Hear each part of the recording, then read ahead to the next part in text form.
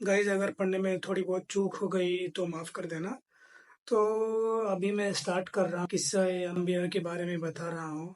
तो थोड़ी बहुत गलती की थोड़ा इग्नोर कर देना, और अगर आप सही कर सकें तो आप कमेंट में मेंशन करके बता दीजिएगा।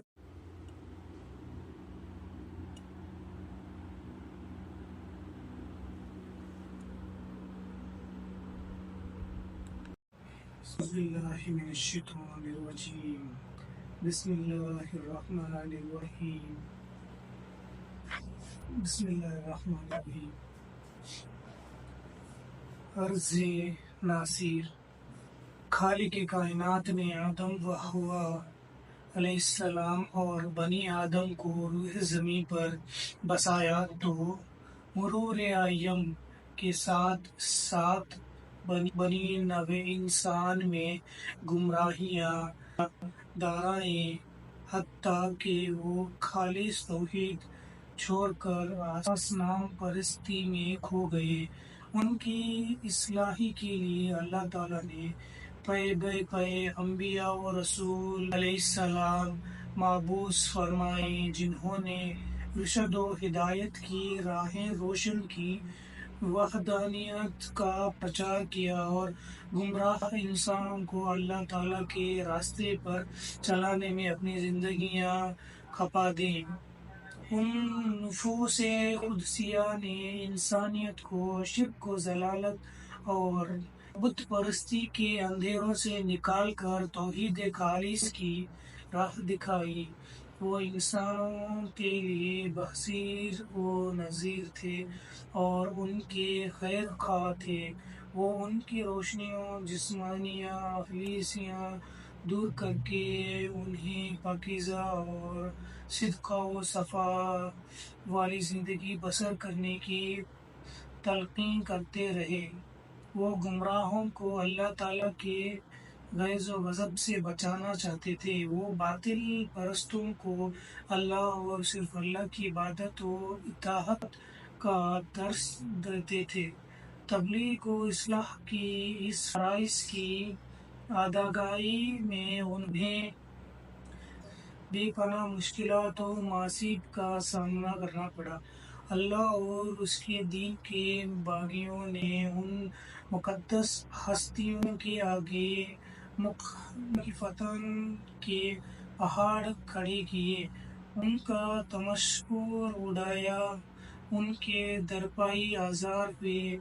कुफ्र व शिर्क की आलम बरदारों ने अपनी झूठी खुदाई कायम रखने के लिए अल्लाह के पैगंबरों को सताने में कोई कसर न छोड़ी, और इब्लीस ललायकार बनते हुए अंबिया पर तरह तरह के मज़ालिम ढाने में कोई और महसूस न की। हत्ता कि किसी नबी को जलती आग में फेंका गया, किसी का सर कलम किया गया और किसी को आरे से चीरा गया। लेकिन आफरीन है इन पाकीज़ा नुफूस पर कि उनके पे सबत में कोई लग़ज़िश न आए, और वो कलमा हक की सारी बुलंदी और तौहीद के खालिस की तबलीग व इशाअत के लिए हर हाल में ज़िंदगी के आखिरी सांसों तक कोशिश करते रहे।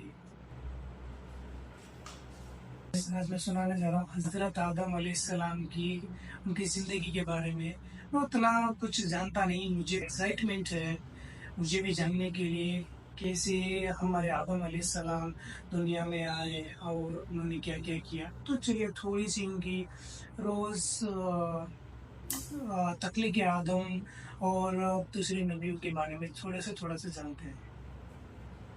बिस्मिल्लाहिर्रहमानिर्रहीम। तख्लीक़ आदम अलैहिस्सलाम का ऐलान और अल्लाह ताला का फरिश्तों से मुकालमा। कुरान मजीद में बयां होने वाले बेहतरीन किस्सों में से एक किस्सा बनी नौए इंसान के बाप हज़रत आदम अलैहिस्सलाम का है। आप अलैहिस्सलाम अल्लाह ताला के पहले नबी हैं। आपका किस्सा कुरान मजीद की मुख्तलिफ सूरतों में मुतअद्दिद पारे में बयां हुआ है। اللہ تعالیٰ نے سورہ بقرہ میں اس قصوں کو بیان کرتے ہوئے فرمایا اولئک اصحاب النار ہم فیہا خالدون۔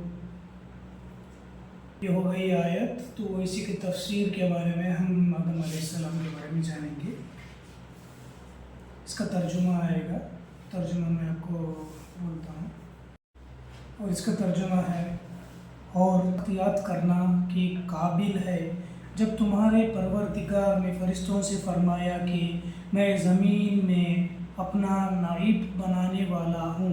انہوں نے کہا، کیا تو اس میں ایسا شخص کو نائب بنانا چاہتا ہے جو خرابیاں کرے اور قسط و خون کرتا پھرے، اور ہم تیری تعریف کے ساتھ تسبیح و تقدیس کرتے رہتے ہیں؟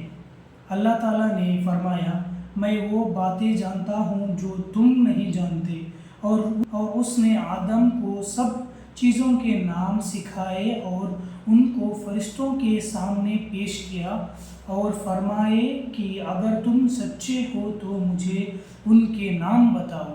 انہوں نے کہا، تو پاک ہے، جتنا علم تو نے ہمیں بخشا ہے اس کے سوا ہمیں کچھ معلوم نہیں، بے شک تو دانا اور حکمت والا ہے۔ تب اللہ تعالیٰ نے آدم کو حکم دیا، آدم تم ان چیزوں کے نام بتاؤ۔ جب انہوں نے ان کے نام بتائے تو اللہ تعالیٰ نے فرشتوں سے فرمایا، کیوں؟ میں نے تم سے نہیں کہا تھا کہ میں آسمانوں اور زمینوں کے سب پوشیدہ باتیں جانتا ہوں، اور جو تم ظاہر کرتے ہو اور جو پوشیدہ کرتے ہو سب مجھ کو معلوم ہے۔ اور جب ہم نے فرشتوں کو حکم دیا کہ آدم کے آگے سجدہ کرو تو وہ سب سجدے میں گر پڑے، مگر شیطان نے انکار کیا اور غرور میں آ کر کافر ہو گیا، اور ہم نے کہا، اے آدم تم اور تمہاری بیوی جنت میں رہو اور جہاں سے چاہو بے روک ٹوک کھاؤ پیو، لیکن اس درخت کے پاس نہ جانا، نہیں تو ظالموں میں داخل ہو جاؤ گے۔ پھر شیطان نے دونوں کو وہاں سے پھسلا دیا اور جس عیش و نشاط میں تھے اس نے ان کو نکلوا دیا۔ تب ہم نے حکم دیا کہ باہستہ باریں سے چلے جاؤ،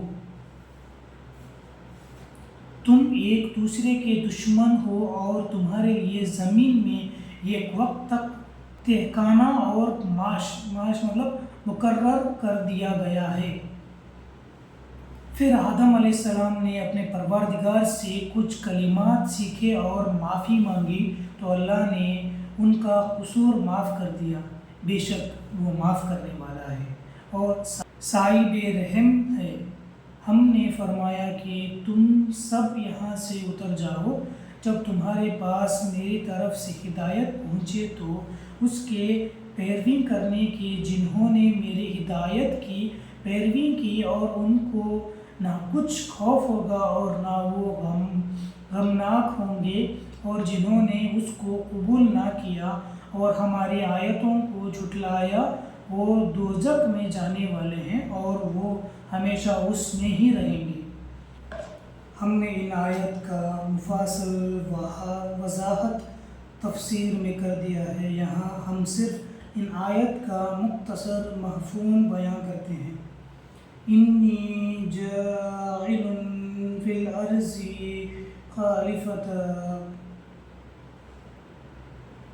میں زمین میں خلیفہ بنانے والا ہوں، یعنی اللہ تعالیٰ نے آدم علیہ السلام اور ان کی اولاد کی تخلیق کا ارادہ ظاہر فرمایا، جن کی ہر نسل پہلی نسل کی جگہ لے گی، جیسے کہ ایک اور مقام پر فرمایا ہے، وَهُوَ الَّذِي جَعَلَكُمْ خَلَائِفَ فِي الْأَرْضِ، اور وہی ہے جس نے تم کو زمین میں خلیفہ بنایا اور فرمایا،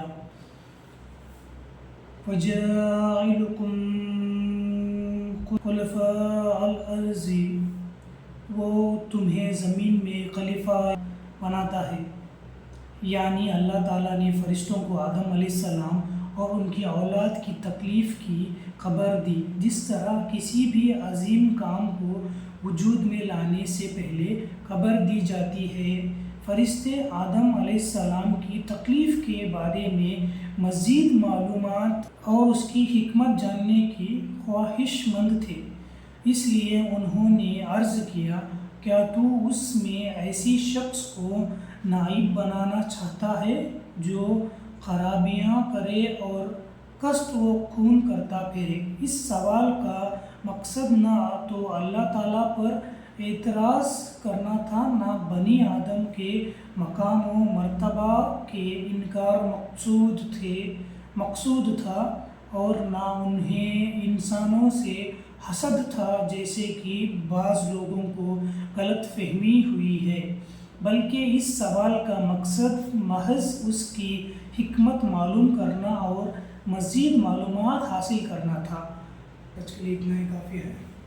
تو میں ایسے ہی آپ کو قصہ انبیاء کی کہانیاں اور بتاتے جاؤں گا۔ چینل پہ آپ ایسے ہی بنے رہیے، میں ہر چیز ڈالوں گا، زندگی کے بارے میں ڈالوں گا، قرآن کے بارے میں ڈالوں گا، ایسے بنے رہیے اور آپ کا پیار سپورٹ ہمیں ایسے دکھاتے جائیے۔ تو تب تک کے لیے چلو پھر سے ملتے ہیں۔